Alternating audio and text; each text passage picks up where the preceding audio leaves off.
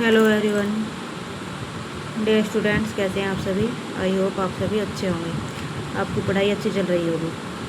आज मैं आपको जो सिंटैक्स पढ़ा रही थी उसमें रिलेटिव प्रोनाउन के बारे में बताऊंगी। तो रिलेटिव प्रोनाउन में जो भी आपकी कोई एरर होगी वहाँ रिलेटिव प्रोनाउन से रिलेटेड, तो उसके बारे में आज हम देख लेते हैं।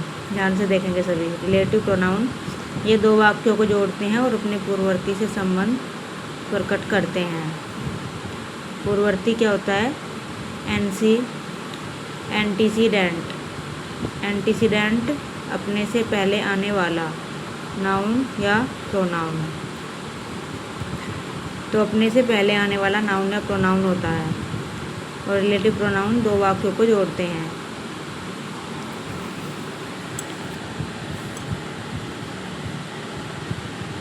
Who, whom, whose, which, that, ये शब्द रिलेटिव प्रोनाउन है। Who, whom, whose, which, that, ये शब्द रिलेटिव प्रोनाउन होते हैं। देखिए, this is the girl who stood first. यहाँ पर हु है रिलेटिव प्रोनाउन, जो अपने से पहले आने वाली नाउन, जो गर्ल है, तो गर्ल से रिलेट है। देखिए, गर्ल से इसने अपना संबंध बताया, तो ये है पूर्ववर्ती। एंटीसीडेंट है, एंटीसीडेंट ये है पूर्ववर्ती। तो रिलेटिव प्रोनाउन है जो अपने से आने वाली नाउन गर्ल को संबंध प्रकट करता है। तो रिलेटिव प्रोनाउन कौन से हो गए यहाँ पे? Who, whom, which, whose and that. तो ये आप देख लेंगे, ये पढ़ लेंगे आप। I know the girl who came here, she lost the pen which she bought yesterday, this is the girl whom I love, I have done the work that she told me, that is the child whose parents are dead. और Milton who wrote many poems was a great poet, the sun whose praise give us light is adorable. यहाँ पर who और home का use देखिए व्यक्तियों के लिए हुआ है। वाक्य नंबर 1 और 3 है, इसमें गर्ल है, तो हु का प्रयोग और होम का प्रयोग हुआ है आपका केवल व्यक्तियों के लिए, यानी कि सजीव के लिए हुआ है, व्यक्तियों के लिए हुआ है। और विच का प्रयोग हुआ है पशु पक्षियों के लिए और बेजान व्यक्तियों के लिए। विच का यूज कहाँ पे हुआ है? ये विच का यूज हुआ है द पेन के लिए, यानी कि बेजान चीज़ों के लिए या पशु पक्षियों के लिए हुआ है विच का। और हुज का प्रयोग व्यक्तियों, पशु पक्षियों और व्यक्तियों के लिए, व्यक्तियों, पशु पक्षियों और वस्तुओं के लिए होता है। तो ये बात ध्यान रखेंगे कि इसमें हु होम का यूज कैसे होता है, विच का और हुज का यूज। तो हु का और होम का यूज व्यक्तियों के लिए हुआ, केवल व्यक्तियों के लिए होता है हु का यूज। तो ये याद रखेंगे, जहाँ पर इसकी जगह कुछ और दे दिया जाए तो वहाँ पर आप करेक्ट कर लेंगे। देखिए, वोट क्या है? वोट वो भी एक रिलेटिव प्रोनाउन है, जिससे पहले कोई एंटीसीडेंट या पूर्ववर्ती नहीं आता है ना। यह केवल व्यक्तियों को इंगित करता है। इसका अर्थ होता है दैट विच या that thing which. You can take anything what you like, ये इनकरेक्ट हो जाएगा। देखिए, you can take what you like, इस तरह से लिखना है, एनीथिंग नहीं आएगा। और या you can take anything that, तो फिर एनीथिंग के साथ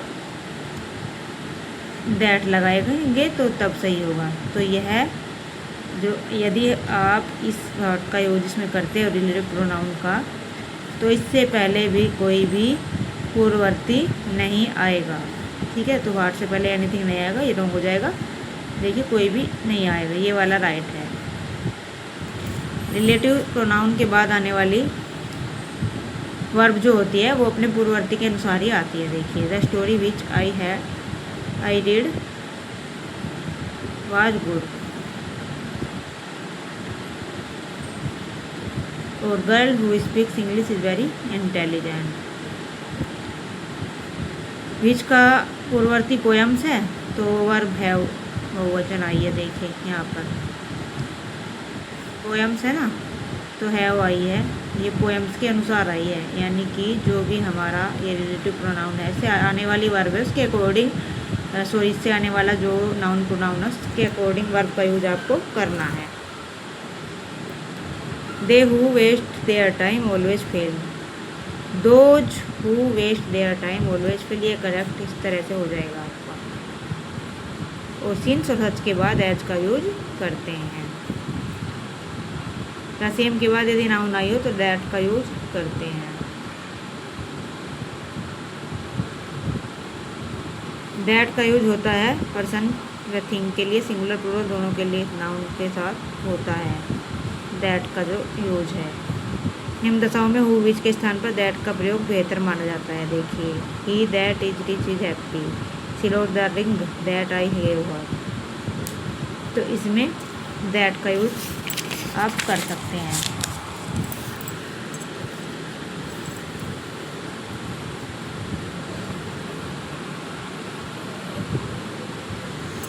हु वाट और सुपरलेटिव डिग्री के एडजेक्टिव के बाद दैट का यूज कर सकते हैं आप। देखिए, हु इज हु के बाद है ना, who is the girl that is singing, what is the news that made her cry, और Patel was the strongest man that India protect. ये देखिए यहाँ पर हु, वाट और सुपरलेटिव डिग्री, हु के बाद वाट को सुपरलेटिव डिग्री स्ट्रोंगेस्ट, मैन, इसके बाद दैट का यूज आप कर सकते हैं।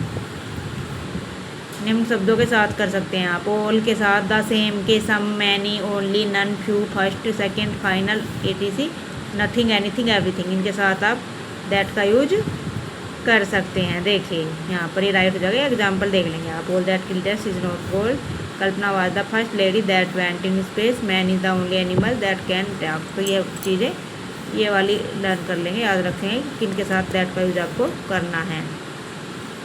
और कहाँ कर सकते हैं, जब हमें सेक्स लिंक का पता ना हो तब। द स्टूडेंट्स, पता नहीं स्टूडेंट्स गर्ल्स हैं बॉयज है, कुछ नहीं पता, तो दैट का यूज़ कर सकते हैं। या ऐसे दो नाउन के बाद जिनमें से एक व्यक्ति को दूसरा पशु हो या वस्तु हो, तब आप दैट का यूज कर सकते हो, है ना। The boy and his dog, एक व्यक्ति है बॉय और हिज डॉग पशु है, तो उसके साथ दैट का यूज आप कर सकते हो। Farmer and his ox. तो इस तरह से ये अब एग्जाम्पल आ जाएंगे। तो ये आज आपको मैंने रिलेटिव प्रोनाउन बताया है कि रिलेटिव प्रोनाउन जो होते हैं उनका यूज आपको कैसे करना है। तो रिलेटिव प्रोनाउन कौन से, हु, विच, हुज, दैट, ये रिलेटिव प्रोनाउन है।